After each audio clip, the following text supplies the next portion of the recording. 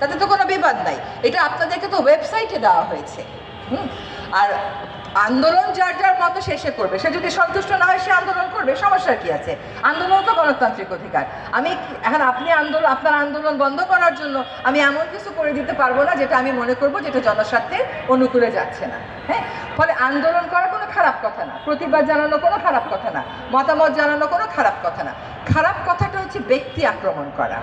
আপনি যখন নিজস্ব স্বার্থে ব্যক্তি আক্রমণ করেন সেটা হচ্ছে নিন্দনীয় অপরাধ। কিন্তু আপনি যখন সমালোচনা করবেন, প্রতিবাদ করবেন, সমস্যার কি আছে? সমালোচনা প্রতিবাদের মধ্য থেকেই তো আমরা এই পর্যায়ে এসেছি। আজকে যে জুলাইয়ের স্পিরিট, এটা কি? জুলাইয়ের স্পিরিটটাই হচ্ছে ভিন্ন মত, যে আমার ভিন্ন মতকে তুমি প্রকাশ করতে দিবা না কেন? আমার ভিন্ন মতকে একটা গণতান্ত্রিক সমাজ ধারণ করবে না কেন? অবশ্যই একটা গণতান্ত্রিক সমাজ ভিন্ন মতকে ধারণ করবে, কোনো সমস্যা নাই। কিন্তু সবসময় আপনার মতটাই জিতবে, আমার মতটা হারবে, আর আমার মতটাই জিতবে, আপনার মতটা হারবে, এইটা হবে না। We have to find a mechanism যেখানে আমরা একসাথে বসে অন্তত আইনের খসড়াগুলো চূড়ান্ত করে ফেলতে পারি। আর হচ্ছে সাংবাদিকতার, যদি দেশে গণতন্ত্রকে সত্যি আমরা চাই, তাহলে শুধু একটা নির্বাচন দিয়ে কিন্তু গণতন্ত্র আসবে না। সেখানে সংবাদপত্রের একটা অনেক বড় ভূমিকা আছে। তারা তো গণতন্ত্র রক্ষার একটা স্তম্ভ, সাংবাদিকেরা একটা স্তম্ভ, সাংবাদিকতা একটা স্তম্ভ। আপনারাই নিজেরা বললেন যে পট পরিবর্তনের পরে আবার আনুগত্যও পরিবর্তন হয়ে যাচ্ছে। সেখান থেকে কেমন করে আপনারা উত্তরণ করবেন? পেশাগত উত্তম চর্চা কি, এগুলো আপনাদেরকে ঠিক করতে হবে।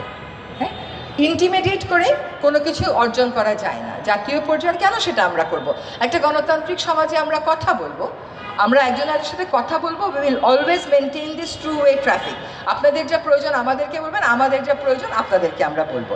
তো মন্ত্রণালয় হিসাবে আমি মাত্র তো আসলে 2 মাসও কাজ করার সময় পাচ্ছি না, তারপরেও একটা খসড়া দাঁড় করার চেষ্টা করেছি। এটা আরও উন্নত করা হবে, আরও পরিবর্তন করা হবে। উদ্বেগের কিছু আছে বলে আমি মনে করছি না। আরেকটা হচ্ছে যে আপনাদের নিজেদের কারণেই যেন নিজেরা বিপদে না পড়েন।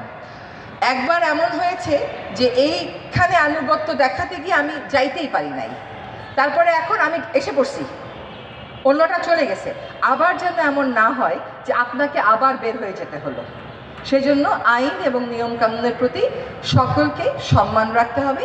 আপনাদের সাংবাদিক এবং সাংবাদিকতার স্বার্থে, যদিও আমার কর্মদিবস হয়তো আর 6 কর্মদিবস আছে, যদি কিছু দ্রুততম সময়ের মধ্যে করার দরকার পড়ে আমাকে জানাবেন।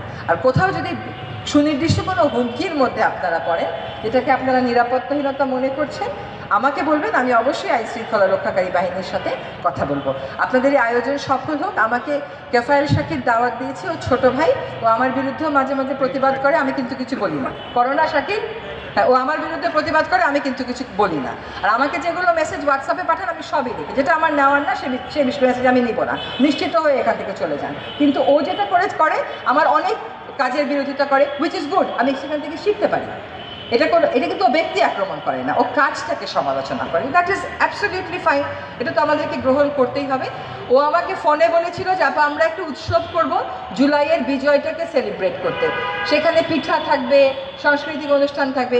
এসে দেখি আমার জন্য পিঠাও নাই, সাংস্কৃতিক অনুষ্ঠানও নাই। তো বাকি সময়টুকুন আপনারা উপভোগ করবেন।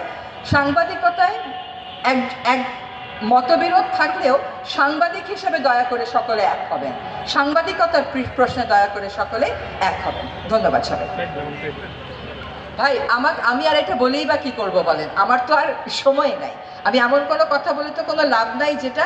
তবে আপনারা যদি আইনটা পড়ে থাকেন দেখবেন, প্রেস কমিশন আইনে কিন্তু আমরা একটা লাইন দিয়েছি যে প্রেস কমিশন সাংবাদিকদের ন্যূনতম সম্মানী বা এটা আবার শ্রম আইনে ফেলে দিয়েছে। তো এক আইনের জুরিসডিকশন তো আমি ক্রস করতে পারি না, কিন্তু কমিশন সরকারের সংশ্লিষ্ট সংস্থার সাথে সাংবাদিকদের সম্মানের বিষয়ে ব্যবস্থা গ্রহণের জন্য কাজ করবে, সুপারিশ করবে, এগুলো কথা বলা আছে।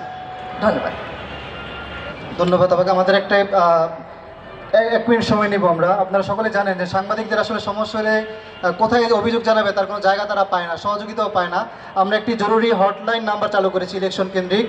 নির্বাচনের সামনে রেখে আমরা আপাকে অনুরোধ করব আমাদের যে নাম্বারটি আছে, নাম্বারটি সকলের সামনে উন্মুক্ত করার জন্য।